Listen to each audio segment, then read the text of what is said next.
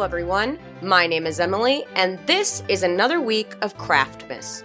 Well, sort of. I started to long for doing a painting, so because I am doing some paintings for Christmas, I decided to record one of them. My mother-in-law owns 4 Schipperke dogs, and if you guys don't know what Schipperkes are, I think the breed hails from Belgium.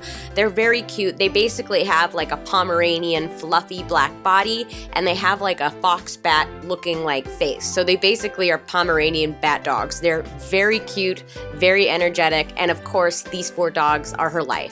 She and I often gab about all things dog and animal, and that's kind of where our connection lies. So I thought, what would be a better gift than a painting of her 4 boys? I did this piece with gouache on toned paper. I used Reeves gouache, Winsor Newton, Holbein, just kind of a combination of all 3. The color palette was really simple. Because the toned paper I was using was warm, I wanted to use cool tone paints to kind of bring out the Schipperkes. So I used a lot of cool tone grays and blues and pinks and a little bit of purple and some dull green for the color of the eyes, and I just had a lot of fun with this color palette.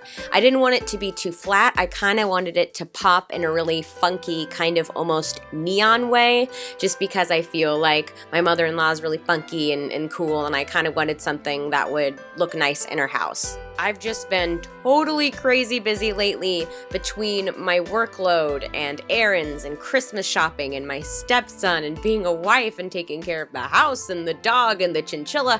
I have just been out of my mind crazy busy, because keep in mind, I went from taking care of a very small house in California to a relatively large, pretty empty house here in Nebraska.